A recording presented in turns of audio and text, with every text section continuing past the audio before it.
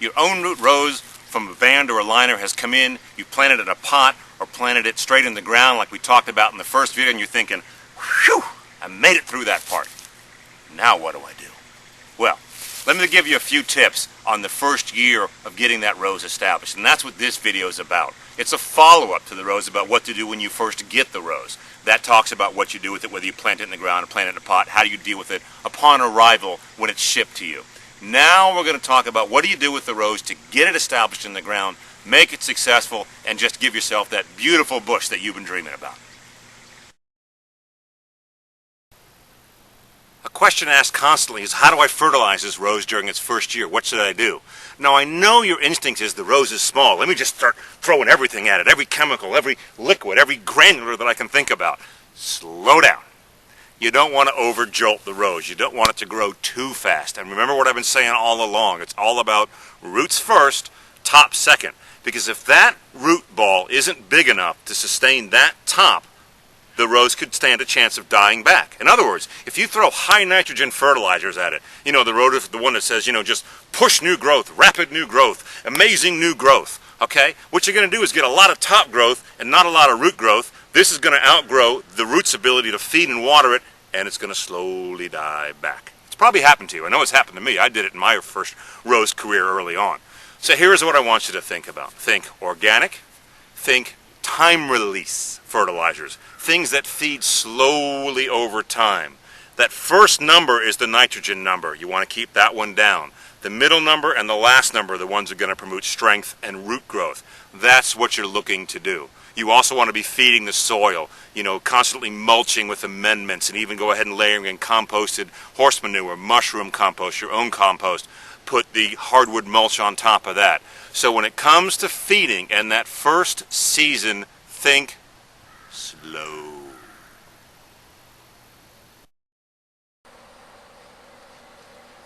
Let's talk about watering this rose during the first season to get it established. Notice I use the term get it established. We want to get it established, then we want to encourage the roots to go as deep as possible.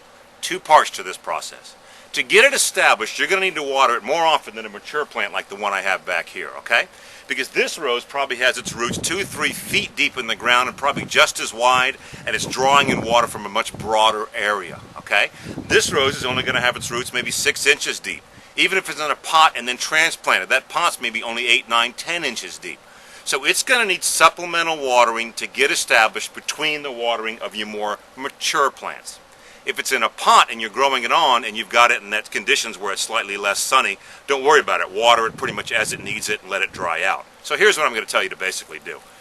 Once it's in the ground, be it straight from the liner or from the 1-gallon pot, for the first 2 to 3 to 4 weeks, water it maybe every other day, give it even every day if it's really, really hot. Keep an eye on it. Again, this is where your instincts come into play. If you see it drooping a little bit, it needs a little more watering. If you see yellowing leaves falling off, that can be too much water. A couple little signs to look for right around there. At that point, start to back off a little bit. Water less often. Here's my little tip. Watch the rose. Okay? Give it a good watering. Mark the day you gave it that watering. Keep an eye on it. When it starts to droop, you've gone 1 day too far. That tells you how long you can go between waterings. Keep doing that. Because now what you do, when you do water it, you soak the heck out of it.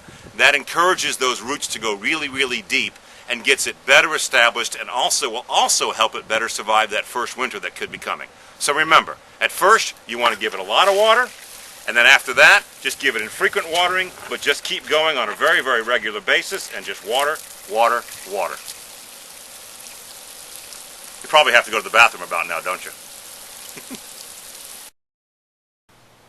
What about spraying your rose during that first season as you're getting it established, be it for insects or fungicides or fungus? Okay, keep this in mind with the rose when it comes to fungus. First of all, pick a good disease-resistant variety, which is the definition of a garden rose. But the analogy that I use when a rose is first growing and it's coming into its own and getting established is the same one as with children.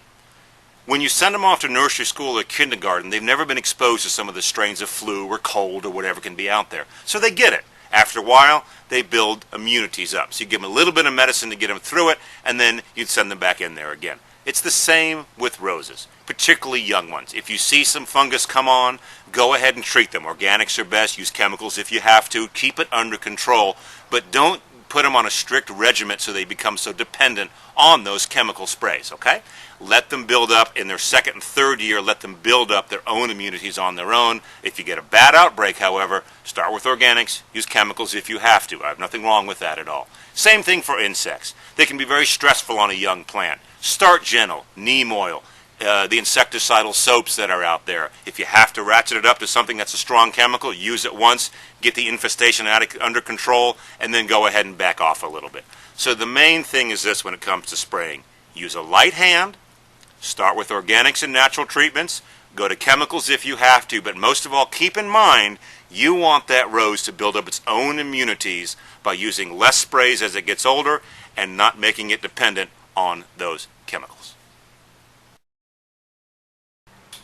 Now that you've had your own root rose for a little while, be it in a pot or be it in the ground, it's now fall, the leaves are changing, colors are changing if you live in a climate like we do in South Carolina, but if you live up north like upper New England, upper Midwest, even middle Midwestern, those really, really cold areas, you're starting to worry a little bit.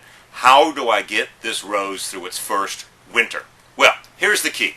I've talked to a lot of people up north who have a lot of experience planting own root band liner roses in the ground for the very first time or in pots and transferring them. They say what does the damage is not the cold temperatures, it's the cold wind. Let me explain that again.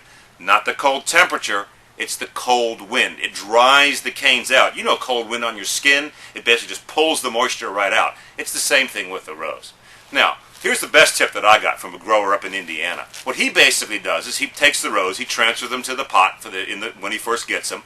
Then during the winter, he puts them in an unheated cold frame. What's a cold frame? I'm basically sitting in one.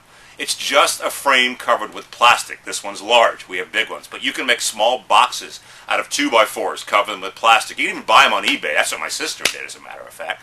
That's the best way. You don't have to heat it. It doesn't need heat. He lives in Indiana. He says it can get -5 degrees outside. The temperature inside will be the same, -5. The root ball might even freeze. He doesn't worry about that because he's got them out of the cold wind.